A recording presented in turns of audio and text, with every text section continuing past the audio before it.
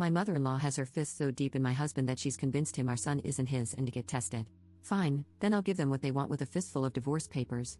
This whole situation is embarrassing, and I'm just done with it. I've been with my husband for 5 years now, married for 3. Long story short, his mom has always been overwhelming and bold with her input on everything, to put it nicely.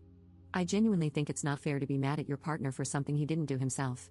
He can't control what his mom does or says. But what's also not fair is him not addressing it when I am clearly uncomfortable or upset, and instead just talking me into brushing it off or going with it.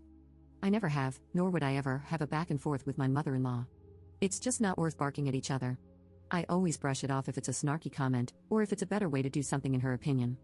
I'll just tell her thanks for the suggestion, but we are fine. It's actually true, the saying when you marry someone, you marry their family. I think the way to handle it is that each spouse should keep his side of the family in line, for lack of a better way to say it. I deal with my parents and their shenanigans, and I expected him to do the same. But he never did. Instead, he always asks me to give her some grace. Well, it's hard when that person is insulting you. For a while now, she has been making comments about how my son doesn't look like my husband when he was a toddler, basically accusing me of sleeping around. This, rightfully so, upset me. Sorry, my genes are strong? What am I supposed to tell you? I was short with my husband because he didn't address how out of pocket and disrespectful this whole thing is. It has been a week since my husband, well, soon-to-be ex-husband, told me that he would be doing a paternity DNA test, not because he thinks our son isn't his, but to shut his mom up. Yes, exactly what you read. I don't know which is worse, him accusing me of cheating or this, but all I know is that this is audacious. I didn't cheat, and I am not concerned one bit about the test results. I wasn't going to stop him from taking a DNA test or whatever, but I just know I don't want to deal with this any longer. I'm looking for an apartment, and I talked to a lawyer the day after he brought up the DNA test. We'll be getting the results in 2 days. I almost can't wait. He will also be getting divorce papers with those results, which I know for a fact he won't see it coming. I tried my best to make this whole thing work and to manage my relationship with my mother-in-law as gracefully as possible. But thinking about it, it's not just my mother-in-law that's the problem, how he is handling things is also a problem. And as a side note, I have never been more glad that I didn't leave my job when I got married. He makes more than enough to take care of the financial side of things. I thought I would get bored, but I only have to be on site 2 days per week. Also, I really love my job and the company, so I didn't leave. I know that divorce can be hard on kids, but I also experienced the other side. Living with 2 parents who hated each other and fought almost all the time is as hard, maybe even harder. They thought that staying together would be good for me and my siblings, but newsflash, it wasn't. It was traumatizing, to say the least. I don't want my son to live like that because, I'll tell you one thing, I just can't stand my husband anymore. I don't know if this is a weird way of saying it, but I just don't respect him anymore, if that makes sense.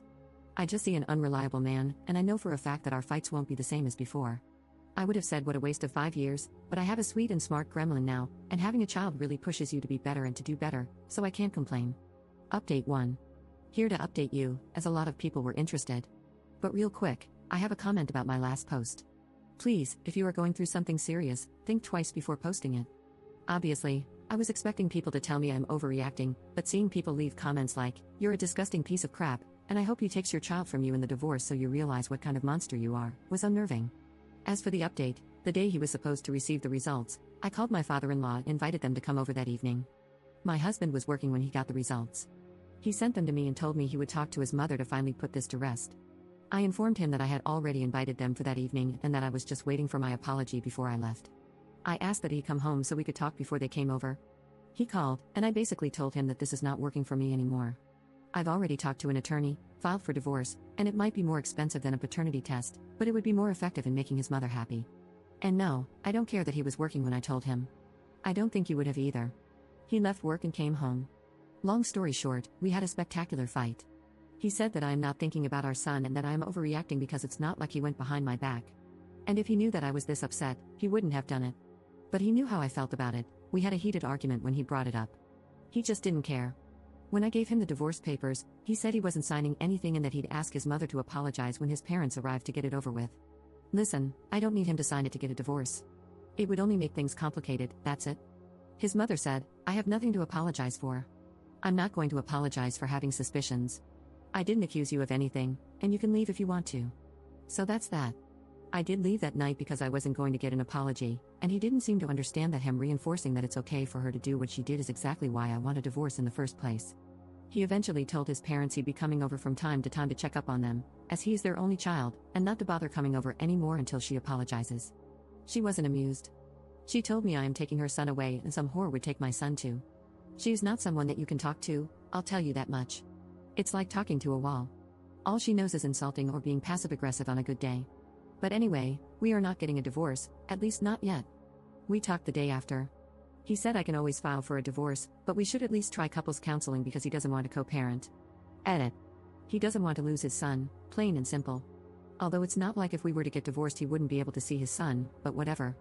He did say, when we talked the second time, that he can see how he was wrong, especially knowing his mother. He also mentioned that he'll just shut her down if she meddles this time. But what can I do with just words? I hope he can learn a thing or two about how to deal with his mother in counseling because she is truly overwhelming. If counseling helps him understand that a couple means two people, not three, and that our marriage is a bit crowded right now, that's enough for me. People saying that I'm overreacting in my last post made me ask myself, do I actually want a divorce, or am I just mad? I wanted the divorce at the time, it seemed like the only solution. But if counseling helps us, I can try to work things out. I hope this is a good decision. If not, I'm not stuck. I'll take my son and leave. I have a friend who got divorced in 20 days, an uncontested divorce. When you are on the same page regarding how things would be divided, including custody, it's a matter of how long the court takes to review and finalize the divorce, and you'll be done. That was my plan. Nonetheless, I'm the one working from home, and my son is still so young. It's totally up to him. If he wants to see his son every day when he gets off work, or if he wants to see his son just a couple of times per week. Because I am not tolerating this anymore. Also, someone asked, I'm curious why they asked for the test and why you're so against it? I don't want to assume there were some troubles in the past, but I feel like there's a lot of let up and information left out here. At this point, I've shared so much that these aren't too many details, I guess. I am not religious, and I also dated women at a certain time. She doesn't like that and thinks that me not being religious or not being straight means I have no values or something. She hates that her son married a non-religious person. He is a believer, but he's a non-practicing believer. Either way, his religion or my lack of belief doesn't cause us any problems in our day-to-day life. I hope this clarifies things for you.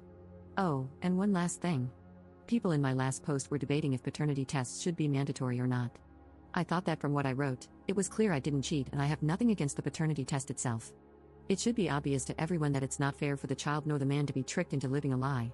If he was the one who had suspicions, that's a big deal. We would have talked about why he thinks that, taken the paternity test for his peace of mind, and made sure we can trust each other, then moved on, all without anyone interfering, let alone requesting the paternity test.